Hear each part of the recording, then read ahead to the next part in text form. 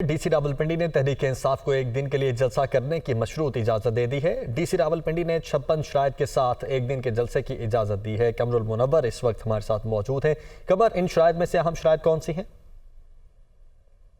एक दिन के लिए जलसे की इजाजत दी गई है और ये मशरूत इजाजत जो है ये 56 शराइत पर मुश्तमिल है, जिसमें ये कहा गया है कि पाकिस्तान इंग्लैंड की जो क्रिकेट सीरीज है वो शुरू हो रही है और इंग्लैंड की क्रिकेट टीम 27 नवंबर को आ रही है, इसलिए 26 की रात को हर सूरत जलसा जो है वो खत्म करना होगा। इमरान खान को जान का खतरा है, इसके पेश नजर जलसा गाह में आमद और रवानगी मुकर्रर रूट के अलावा कहीं से नहीं हो सकेगी। जो रास्ता मुतय्यन किया गया है इंतजामिया के साथ, उसी रास्ते में जलसा गाह में दाखिल हुआ जा सकता है। स्टेज पर बुलेट प्रूफ रोस्टम होना चाहिए। असले की नुमाइश, अदलिया और गैर और दीगर इदारों के खिलाफ किसी किस्म की कोई तकरीर जो है वो उसकी इजाजत नहीं होगी।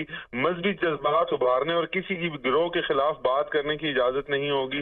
लाउड स्पीकर का मखसूस वक्त में इस्तेमाल जो है वो किया जा सकेगा। इसके अलावा जो वक्त मुकर्रर होगा उसके अलावा लाउड स्पीकर को इस्तेमाल करने नहीं दिया जाएगा। अवाम की आमदोरफ्त के दौरान तलाशी होगी और इसके सारे इंतजाम जो पाकिस्तान तहरीक इंसाफ के इंतजामिया है उसके जिम्मे होगी। स्टेज पर मौजूद मुकर्रीन के नाम और दीगर तफसीलात कबल वक्त इंतजामिया को देना होगी ताकि स्टेज पे जाने की वजह से कोई मसाइल का मुश्किलात का सामना ना करना पड़े। ये तमाम शराइत हैं जो 56 शराइत रावलपिंडी इंतजामिया की जानिब से दी गई हैं। पाकिस्तान तहरीक इंसाफ की जो इंतजामिया तो ये 56 शराइत हैं जिनमें से कुछ अहम आपने बताई हैं। कमर, बहुत शुक्रिया आपका।